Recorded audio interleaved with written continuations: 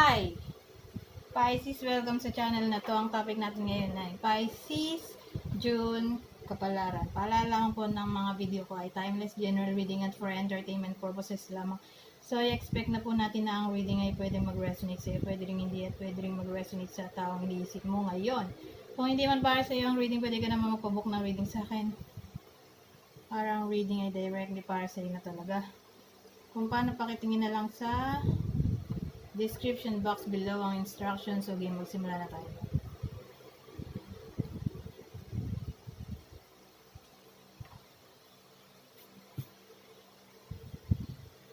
Anong mensahe ang kailangan malaman ng mga Pisces sa buong buwan ng June tungkol sa kanilang love life or career?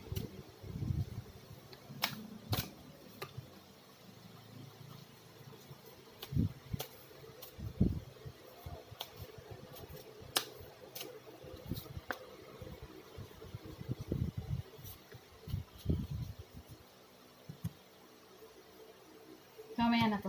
Wala lang. Unlikely, ano yan? Anong meaning ng unlikely?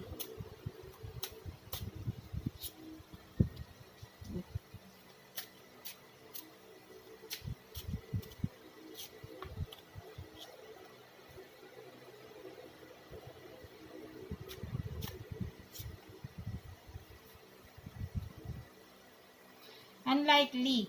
Para sa mga babae, may babae dito.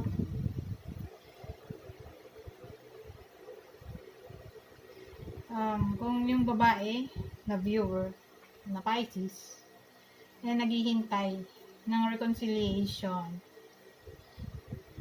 sa taong gusto niya or ex or sa kaaway niya, whether friendship man yan or sa trabaho, mukhang hindi pa ngayon yung reconciliation. I mean, hindi pa ngayong buwan mangyayari yung reconciliation na gusto mong mangyari. Kasi hindi pa right time. Parang in the divine timing, mangyayari yun.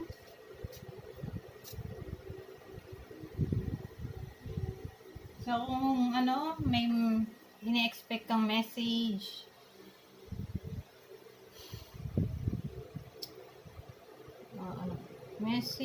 mukhang wala.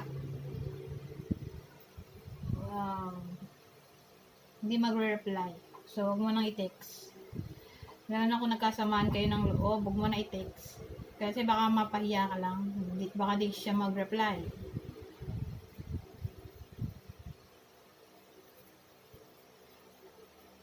Kasi hindi pa right time.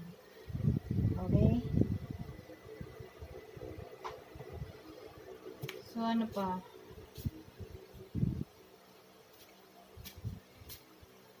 Punta na tayo sa It's Up to You.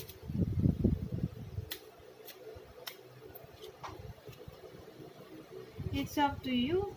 Oh.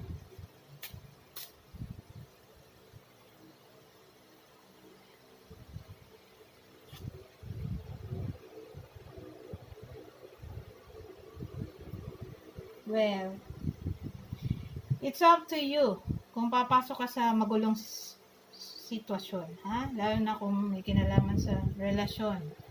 Okay? Lalo na kung babae ka, may babae dito eh.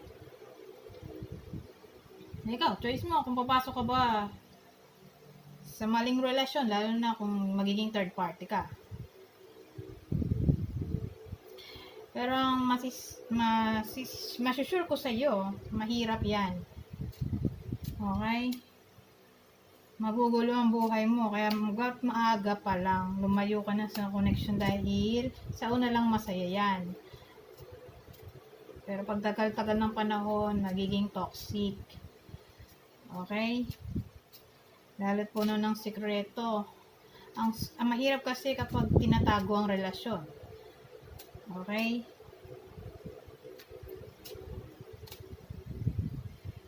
Lalo na kung in love ka sa taong to, kaya lang may sabit na utang na loob, lumayo ka na. Kasi,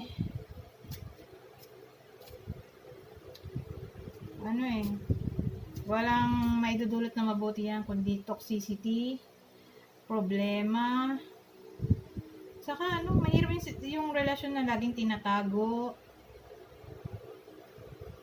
Hindi open sa public. Yun, di ba? Sipin mo rin. O pwedeng ganito.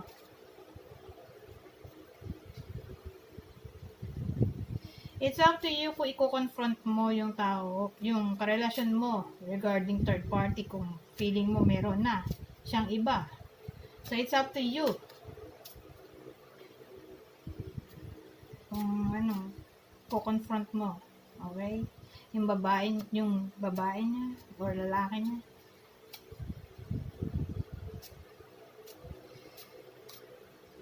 Kung feeling mo may iba. So, yun. It's up to you. Pumunta tayo sa huli. Perfect timing. Ano to?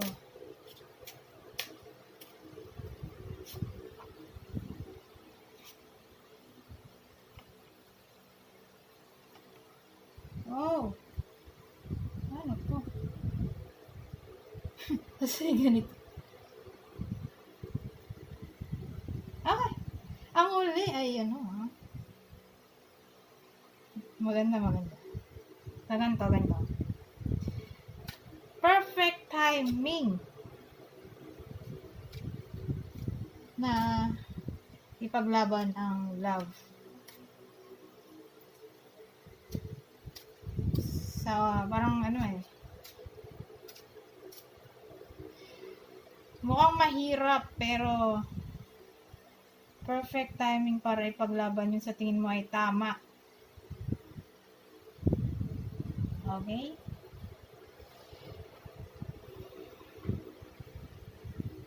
Perfect timing for unexpected opportunity, perfect timing for traveling, perfect timing para sa love life, perfect timing para makahanap ng taong gusto.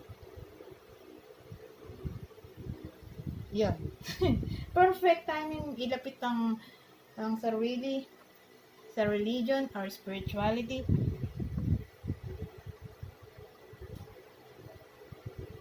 Or pwede yung ganito, yung mahal mo na nasa malayo, uwi na ngayong June. So, tandaan, timeless ang reading na to. Hindi specifically sa 2021 lang, kundi walang date, walang period na year, walang hangganan yung reading na to. So, yun, parang perfect timing para umuwi ng bansa. Perfect timing para mag-travel papunta sa ibang bansa, or perfect timing mag-travel para mag-unwind kasama ang mahal sa buhay.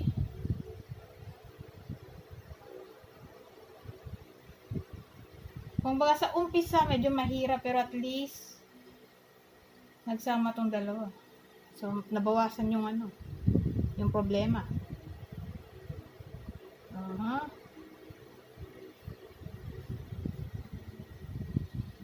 So, ano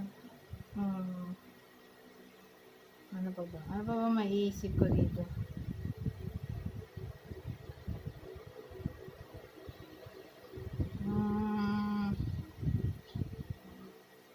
Perfect timing. Try mo tumaya ng loto, malay mo naman manalo ka. Or kung ano mang klaseng gambling, malay mo manalo ka, who knows.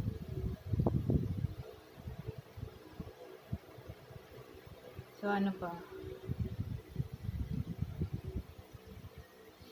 Ano pa ba maisip ko dito? Wala na yata maisip. So I think that's it for now. Ay, engagement siguro. Para sa iba, perfect timing for engagement. So I think that's it for now sa mga Pisces na napadpad sa video na to. Kindly like, subscribe, and share my video to help me grow my channel. Goodbye for now.